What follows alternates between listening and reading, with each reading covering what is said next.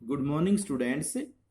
Students, in the continuation of chapter 8, trigonometry, first of all, I advise you to learn all the 29 identities and table which we have explained in part first. So, I again advise you to learn all the identities and table. Otherwise, you were not able to solve questions of trigonometry. So students, in the continuation of today's lesson, taking photos, this is page 229. This is page 229.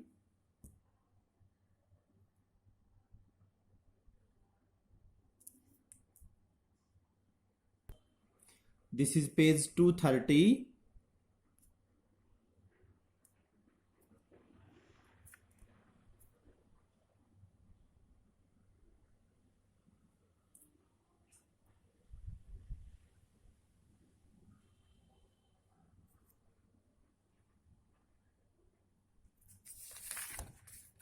This is page 231.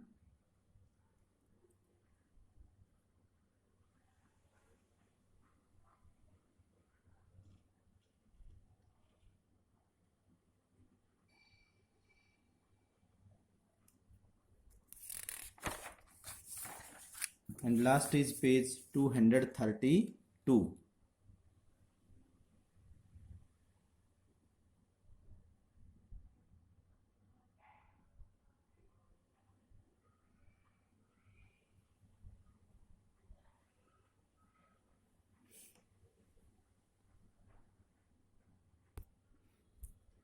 So students, in part second, we have discussed about up to question number 8. Now we take question number 9 of exercise 8.1. In triangle ABC, right angled at B. If tan A equal to 1 upon root 3, find the values of this and this. Students, ये हमारे question number 3, 4, 5 की तरह से ही है सबसे, क्योंकि इसमें देखिए पहचान है कि एक टी रेशियो गिवन है। तो सबसे पहले हम टी रेशियो जो गिवन है tan A equal to 1 upon root 3, इसको एक नंबर इक्वेशन मान लेंगे और गिवन लिख देंगे। तो ऐसे क्वेश्चंस में हम क्या करते हैं, हम एक राइट ट्रायंगल ड्रा करते हैं, कंस्ट्रक्ट नहीं करते, ड्रा करते हैं। तो let us draw a right triangle ABC। एक विशेष ध्यान ये रखेंगे, देखिए हमारे टी रेशियोज के साथ एंगल A और C यूज हो रहे हैं, तो इसका मतलब A और C दोनों एक्यूट एंगल होंगे। तो इट मीन्स ABC ट्रायंगल में राइट एंगल कौन सा हुआ, B will be right angle. So हम कहेंगे let us draw a right triangle ABC right angled at B such that, अब हमने आपको पहले भी बता दिया कि जो टी रेशियो गिवन है हम फिगर से राइट ट्रायंगल से वही टी रेशियो लिखेंगे। तो अब हमारे पास tan A गिवन है, तो हम यहाँ से tan लिखेंगे। tan A क्या होगा, देखिए tan होता है परपेंडिकुलर अपॉन बेस, और A हमारा एक्यूट एंगल है, A एक्यूट एंगल है, तो फिर इसका मतलब परपेंडिकुलर BC हुआ, BC अपॉन AB हमने लिख दिया। अब ये 2 नंबर इक्वेशन हो गया। इक्वेशन 1 और 2 दोनों की right side left side equal है, तो राइट साइड को हमने बराबर रख दिया, और फिर उसके बाद में बाय लॉ ऑफ प्रोपोर्शनलिटी हमारा BC हो गया 1K, आप इसको खाली K लिख सकते हैं, और AB हो गया √3 इंटू K। अब आप इसके ऊपर इस ट्रायंगल पर पाइथागोरस से थर्ड साइड, ऐसे सभी क्वेश्चंस में लॉ ऑफ प्रोपोर्शनलिटी से 2 साइड्स की वैल्यू आ जाती है, और पाइथागोरस से हम थर्ड साइड निकाल लेते हैं। तो थर्ड साइड हम ऐसी निकालेंगे, देखिए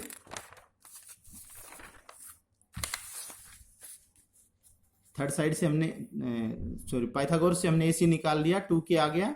इसके बाद अब देखिए हमें निकालना है sine A cos C plus cos A sine C। Students, sine के साथ A है तो हम A को एक्यूट एंगल मानेंगे, तो A के सामने, A के अपोजिट में जो साइड होगी वो हमारा परपेंडिकुलर होगा, और साइन होता है परपेंडिकुलर अपॉन हाइपोटेन्यूज। यहाँ पर आपको परपेंडिकुलर अपॉन हाइपोटेन्यूज नहीं लिखना, और ये लाइन भी चाहे आप बेशक मत लिखें, आप साइन A अपने मन में रखें कि परपेंडिकुलर अपॉन हाइपोटेन्यूज होता है, तो A के हिसाब से आप परपेंडिकुलर फिगर में देखेंगे। देखिए A के हिसाब से हमारा परपेंडिकुलर हुआ BC और हाइपोटेन्यूज हुआ AC, तो हम लिख देंगे BC अपॉन AC, और डायरेक्ट इनकी वैल्यू भी पुट कर सकते हैं। BC की वैल्यू ये है, AC की वैल्यू आपने अभी निकाली है, तो साइन A हो गया BC अपॉन AC। इसके बाद हमारा है कोस C। देखिए स्टूडेंट्स, फिगर से कोस सी, सी हमारा एक्यूट एंगल है तो कोस हुआ, सी एक्यूट एंगल है तो ये परपेंडिकुलर हुआ, ये बेस हुआ, और कोस होता है बेस अपॉन हाइपोटेन्यूज, तो कोस सी हमारा होगा बीसी अपॉन एसी। तो देखिए ये भी हमारा बीसी अपॉन एसी हो गया। इसी तरह से हम कोस ए लिखेंगे और साइन सी लिखेंगे। जब ए के साथ लिखेंगे तो ए को एक्यूट मानकर ए के अपोजिट में जो साइड है उसको परपेंडिकुलर मानेंगे, और फिर अपना टी रेशियो याद है आपको, टी रेशियोज की कि भाई साइन होता है परपेंडिकुलर अपॉन हाइपोटेन्यूज, कोस होता है बेस अपॉन हाइपोटेन्यूज। इनमें हम सी को एक्यूट एंगल मान करके वैल्यू लिखेंगे। तो ये हमने लिख दिया, और अब इनकी वैल्यू हम पीछे ट्रायंगल्स की तीनों साइड निकाल रखी है, वहां से इनकी वैल्यू पुट कर देंगे कि एक बार लिखना है तुरंत कैंसिल हो जाएगा, और ये 1/4 प्लस 3/4 ये 1 आ गया। ऐसे ही कोस ए कोस सी माइनस साइन ए साइन सी, बिल्कुल सेम वही पैटर्न है। कोस ए को एक्यूट मान करके आप कोस की वैल्यू लिखेंगे, कोस की वैल्यू होती है बेस अपॉन हाइपोटेन्यूज, और ए के हिसाब से अब देखो बेस अपॉन हाइपोटेन्यूज कौन सा हुआ आप खुद देखिए। ए के हिसाब से बेस अपॉन हाइपोटेन्यूज हुआ कोस ए के हिसाब से बेस अपॉन हाइपोटेन्यूज, तो ए भी बेस हो गया, अपॉन में ए सी हो गया कोस ए। और अब कोस सी लिखेंगे, कोस सी, तो सी के हिसाब से कोस क्या होगा बीसी अपॉन ए सी, तो कोस ए तो हो गया ए बी अपॉन ए सी, कोस सी हो गया बीसी अपॉन ए सी। हमने ऐसे लिख दिया ये ए बी अपॉन ए सी और बीसी अपॉन ए सी। ऐसे ही आप साइन ए और साइन सी लिख लेंगे, और उनकी वैल्यू पुट करते ही ये कैंसिल हो जाएगा, 0 आ जाएगा। सो स्टूडेंट्स, आपको अगर आइडेंटिटीज में जरा सा भी डाउट है तो आप बिल्कुल क्वेश्चंस नहीं कर पाएंगे। सो आइडेंटिटीज को बार बार आपको एडवाइस किया जा रहा है कि आप इनको अच्छी तरह से लर्न करें, और टिप्स पे होना चाहिए आइडेंटिटीज का work. In question 10, in triangle P Q R right angle at Q, कहता है ये भी वैसे ही होगा। ट्रायंगल पी क्यू आर है, क्यू पर राइट एंगल है, तो क्यू पर राइट एंगल बना देंगे, पी और आर इधर रह जाएंगे। इसके बाद कहता है P R plus Q are, देखिए पी आर तो ये साइड है, क्यू आर ये साइड है, यहां पर दो साइड्स का सम दे रखा है, दो साइड्स का डिफरेंस भी हो सकता है ऐसे। एंड पी क्यू इज 5, ये साइड 5 दे रखी है। Determine the values of sine P, cos P, ten P. तो स्टूडेंट्स यहां पर सभी में हमारा पी को ही एक्यूट माना है, तो सबसे पहले हम लिखेंगे इन triangle P Q are, angle Q 90 है, पी क्यू कितना है 5 सेंटीमीटर है, हमने यहाँ फिगर में भी लिख दिया, और P R plus Q R इन दोनों साइड का सम है 25। तो हम इनमें से एक साइड को मान लेंगे, सपोज हमने क्यू आर को एक्स मान लिया, तो दोनों का सम 25 है, तो पी आर कितना हो जाएगा 25 में से एक्स सब्ट्रैक्ट हो जाएगा। नेक्स्ट पेज पर देखिए इसको, देखिए हमारा क्यू आर हमने एक्स माना है, तो पी आर हो गया 25 माइनस में क्यू आर इधर आ गया, माइनस हो गया, यहाँ पर प्लस क्यू आर था, इधर में आके माइनस क्यू आर हो गया, ये वैल्यू रख दी 25 माइनस एक्स। अगर ये दो साइड का डिफरेंस होता या माइनस होता तो वो माइनस वाला इधर आके प्लस हो जाता, तो ये प्लस में वैल्यू आ जाती। इसके बाद में अब हमारी राइट ट्रायंगल पे तीनों साइड्स के बारे में कुछ ना कुछ हमारे पास वैल्यू आ गई है, तो आप पाइथागोरस लगाएंगे, P R square equal to P Q square plus Q R square, और ये वैल्यू उनकी पुट कर देंगे, और यहाँ पर ए माइनस बी का होल स्क्वायर आइडेंटिटी यूज हो गई, और ये 25 हो गया, ये एक्स स्क्वायर हो गया, एक्स स्क्वायर दोनों तरफ से कैंसिल हो गया, हमने सोल्व कर लिया, एक्स की वैल्यू 12 आ गई। जब एक्स की वैल्यू 12 आ गई तो इसका मतलब क्यू आर 12 आ गया, और दोनों साइड का सम 25 है, तो क्यू आर जब 12 आ गया तो पी आर आ जाएगा 25 माइनस 12, ये हमारा 13 हो जाएगा। अब सभी साइड्स होने के बाद में ट्रायंगल की सभी साइड्स की वैल्यू होने के बाद आप कोई भी टी रेशियो लिख सकते हैं, तो हमें साइन पी, कोस पी, टेन पी लिखना है, तो इसका मतलब ध्यान से देखें, पी हमारा एक्यूट एंगल है, तो पी के सामने क्यू आर साइड आएगी, वो हमारा परपेंडिकुलर होगा, तो साइन पी आएगा Q R upon P R, figure से क्लियर हो जाएगा, ये फिगर से देखें आप। कोस पी, पी को एक्यूट मान करके बेस अपॉन हाइपोटेन्यूज, तो base P Q upon P R hypotenuse. Ten P, ten होता है perpendicular upon base, but P को एक्यूट मान करके पी के सामने जो साइड होगी वो हमारा परपेंडिकुलर होगा, और दूसरी साइड बचेगी वो बेस होगा। हाइपोटेन्यूज तो फिक्स होता है 90 के सामने, तो टेन पी हो गया Q R upon P R, और इनकी वैल्यू पुट कर देंगे, ये सब आ जाएंगी। स्टूडेंट्स क्वेश्चन नंबर 11 है state whether the following are true और फॉल्स। इसमें मैं एक नोट दे रहा हूं कि आप सबसे पहले टेबल को लर्न करेंगे, टेबल अगर लर्न करेंगे तो ये क्वेश्चन आपको इजी लगेगा, और अगर आपने टेबल लर्न नहीं की तो ये क्वेश्चन आपको हार्ड लगेगा। अब हम क्वेश्चन नंबर 11 करते हैं। इसमें हम स्टूडेंट्स पार्ट फर्स्ट में हमने आपको आइडेंटिटीज और टेबल लिख कर दी है, हम बीच बीच में आपको टेबल दिखाएंगे, तो आपको ये विश्वास हो जाएगा कि भाई टेबल याद किए बिना आप इन क्वेश्चंस को नहीं कर सकते। So let us question number 11। First part है value of tan a is always less than 1। tan a की वैल्यू ये कहता है कि 1 से छोटी होती है, लेकिन देखिए मैं आपको टेबल दिखा रहा हूं एक बार। ये आपकी टेबल है, इसमें tan की वैल्यू देखो, यहां थीटा के साथ हम ये एंगल बोलते हैं बारी बारी से, tan थीटा नहीं बोलेंगे, tan 0 degree 0, tan 30 degree 1/√3, tan 45 degree 1 होता है, tan 60 डिग्री √3 होता है, tan 90 not defined. Not defined का मतलब इनफाइनाइट होता है, इसको डिफाइन नहीं कर सकते।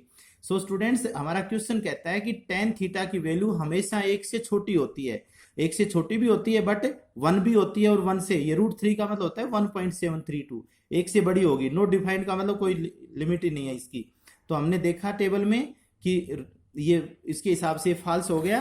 सो हम कहेंगे दिस इज फॉल्स। और जस्ट ये कहता है जस्टिफाई योर आंसर, तो जस्टिफाई का मतलब आपको इसका कारण देना है, जस्टिफिकेशन देना है। तो जस्टिफिकेशन लिख करके हम ये लिखेंगे आपने फॉल्स क्यों कहा, तो फॉल्स हो गया ये, because value of tan 45 is 1 and value of tan 60 is √3, √3 is greater than 1। और यू कैन आल्सो, इसको दूसरे वे में भी हम कह सकते हैं, because value of theta value of tan theta increases from 0 to infinity as theta increases from 0 to 90। आप इसकी जगह ये भी लिख सकते हैं कि tan थीटा की वैल्यू 0 से चलकर इन्फिनिटी तक जाती है जैसे ही हम थीटा को 0 से 90 तक बढ़ाते हैं। सो स्टूडेंट्स, नेक्स्ट है secant a is 12/5 for some value of a। ये देखिए 12/5 कुछ भी हो सकता है, लेकिन आप 5 से डिवाइड करेंगे तो 2 पॉइंट समथिंग बनेगा, यानी कि 2 से कुछ बड़ा है। तो कहने का मतलब ये हुआ कि सीकेंट की वैल्यू 2 से बड़ी कुछ हो सकती है या नहीं, हम कहेंगे ट्रू है। जस्टिफिकेशन में वही बात आएगी, टेबल में देखेंगे because value of secant theta. देखिए स्टूडेंट्स, मैं आपको फिर टेबल दिखा रहा हूं। सीकेंट थीटा देखो, इसमें सीकेंट थीटा, सीकेंट 0 तो 1 है, ये 2/√3 है, ये √2 है, ये 2 आ गया, 2 भी है, और नॉट डिफाइंड का मतलब 2 से बड़ा, डिफाइन नहीं कर सकते हम, ये इनफाइनाइट हो गया। इसका मतलब सीकेंट थीटा की वैल्यू 2 से बड़ी भी हो सकती है, और ये यही कह रहा है कि भाई थीटा की किसी भी वैल्यू के लिए इसकी वैल्यू 12/5 हो सकती है। क्या हम कहेंगे yes, because value of theta secant theta increases from 1 to infinity। Secant theta की वैल्यू टेबल में 1 से चलकर इन्फिनिटी तक जाती है जैसे ही हम थीटा को 0 से 90 तक इंक्रीज करते हैं। सो थर्ड क्वेश्चन है cos a is the abbreviation used for cosecant of angle a। Students, ये फॉल्स है, क्योंकि कोसिकेंट ऑफ ए को तो COSEC लिखते हैं, कोस किसका शॉर्ट नेम है, हमने फर्स्ट पार्ट में आपको क्लियर बताया था, कोस है वो कोसाइन से बना है। तो हम कहेंगे फॉल्स है, because cos A is the abbreviation used for cosine of angle A. Next है cot A. Cot A is the product of cot and A. Students, हमने पीछे पढ़ाया है कि जैसे cosine of angle A, sine of angle A, tan of angle A, तो इसका मतलब कहता है कि भाई इसका मतलब ये हुआ कि ये जो टी रेशियो और एंगल है इनको अगर अलग अलग कर देते हैं तो इनका कोई मीनिंग नहीं रहता, तो ये फॉल्स है। हम रीजन लिखेंगे because cot and A separately has no meaning. This is, ये एक्चुअल में ये क्या है, this is cotangent of angle A. Next है sine theta equal to 4/3 for some angle theta. ये 4/3 का मतलब ये हुआ कि ये 1 से बड़ा हो गया, तो इसका मतलब साइन थीटा की वैल्यू 1 से बड़ी हो सकती है क्या, तो हम टेबल में फिर देखेंगे। देखिए स्टूडेंट्स, टेबल में देखेंगे साइन थीटा 0, 1/2, 1/√2, √3/2 और 1, यानी कि 0 से स्टार्ट हुई और 1 तक चली। हमारी साइन थीटा की वैल्यू जैसे भी एंगल हम 0 से बढ़ाकर 90 तक जाते हैं, साइन थीटा की वैल्यू 0 से लेकर 1 तक आती है, ये 1 से बड़ी नहीं हो सकती। तो इसका मतलब ये हुआ, ये क्वेश्चन साइन थीटा 4/3 है, ये फॉल्स हो गया। हम कहेंगे because value of sine theta lies from 0 to 1। Sine theta की वैल्यू 0 से 1 तक होती है as theta increases from 0 to 90, जैसे हम थीटा को 0 से 90 तक इंक्रीज करते हैं। Here 4/3 is greater than 1, hence false. So students, आज का काम बहुत कम है, वो काम ये इसलिए है कि भाई आप आज दोबारा से अपनी सभी आइडेंटिटीज और टेबल को अच्छी तरह से लर्न करेंगे और बार बार इनको घर में दूसरों को सुनाने के लिए प्रैक्टिस करेंगे। Okay, thanks.